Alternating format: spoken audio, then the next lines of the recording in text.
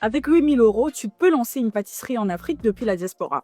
Mais avant de te lancer, voici ce que tu dois comprendre. Alors non, ne commence pas par acheter le matériel, c'est le plus cher. Parce qu'avec 8000 euros, chaque décision compte. Ce qui va faire la différence n'est pas ton four ou tes moules, c'est ton positionnement. Des gâteaux, il y en a partout. Ce qui manque, ce sont des marques claires et reconnaissables. Tu dois choisir une direction précise. Est-ce que tu veux faire des pâtisseries modernes? Est-ce que tu veux faire des saveurs locales revisitées? Ou alors est-ce que tu veux te spécialiser dans des gâteaux d'événements?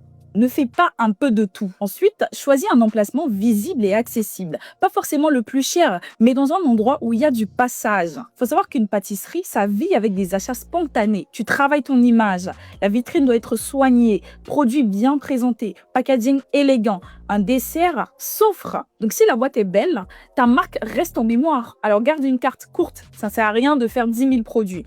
Moins de produits, mais bien maîtrisés, ça limite les pertes et augmente la rentabilité. Et surtout, le point le plus important, développe ta présence en ligne. Aujourd'hui, beaucoup commandent parce qu'ils ont vu un dessert passer sur Instagram ou alors sur TikTok. Ils ne commandent pas parce qu'ils sont restés comme ça, ils ont eu envie. Non, ils commandent parce qu'ils ont vu. Et ils ont eu envie justement parce qu'ils ont vu. Si tu es de la diaspora et que tu veux lancer ce projet, mais tu veux éviter les erreurs, tu veux structurer correctement ton projet, commente Go pour participer à ma masterclass du dimanche. J'ai une seule question derrière cette vidéo. Quelles sont les erreurs de lancer une pâtisserie en étant dans la diaspora en Afrique? Quelles sont les erreurs? Citez quelques-uns en commentaire avant qu'on ne commence à développer. Deuxième partie. Selon vous, pourquoi est-ce que les Français, ils ont les boulangeries sous forme de famille? Ce qui veut dire qu'ils lèguent les boulangeries par famille. Ça se passe même aussi en Afrique. On lègue par famille. Pourquoi? Allons avec une troisième question. Selon vous, qu'est-ce qui fait le succès de McDonald's de telle sorte qu'ils réussissent partout? J'ai écrit un livre sur la psychologie d'affaires. Je pense que tu devrais le lire, toi qui as fait la vidéo, afin de comprendre un peu les enjeux psychologiques derrière le business de la pâtisserie. Les Africains sont des malhonnêtes et la pâtisserie, c'est un truc qu'à distance, tu ne peux pas le contrôler. Je t'explique. La pâtisserie fonctionne sur les sacs de farine qui entrent, les bouteilles d'huile qui entrent, tout ça. Donc si le magasin est fourni et qu'on sort des choses, cela prouve que la pâtisserie est en train de tourner.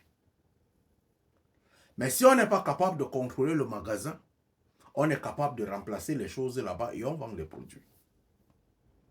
Donc si tu n'es pas là, tes machines peuvent tourner, mais en faisant les gâteaux d'une autre personne.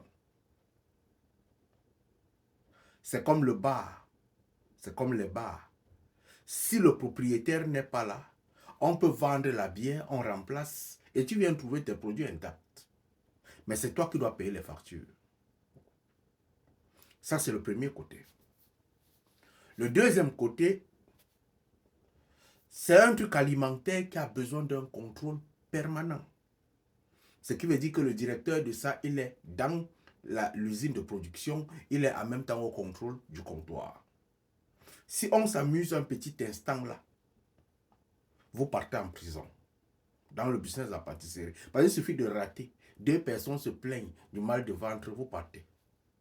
D'où il faudrait une présence d'un œil présent. Les caméras ne peuvent rien faire, laisse. On peut contourner ça.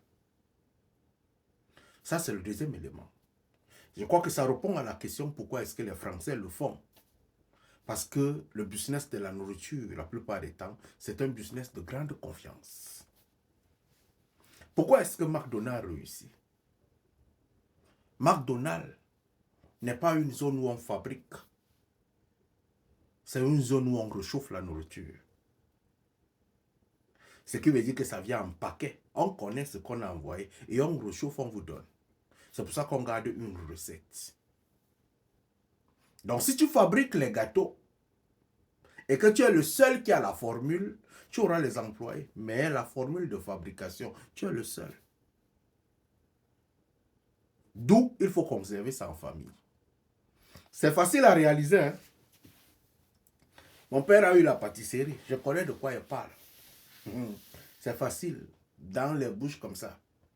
Mais si tu veux réussir le business de pâtisserie et que tu n'as pas les moyens, commence à faire chez toi et tu livres. Ça va marcher mieux. Allume ton cerveau, mon frère.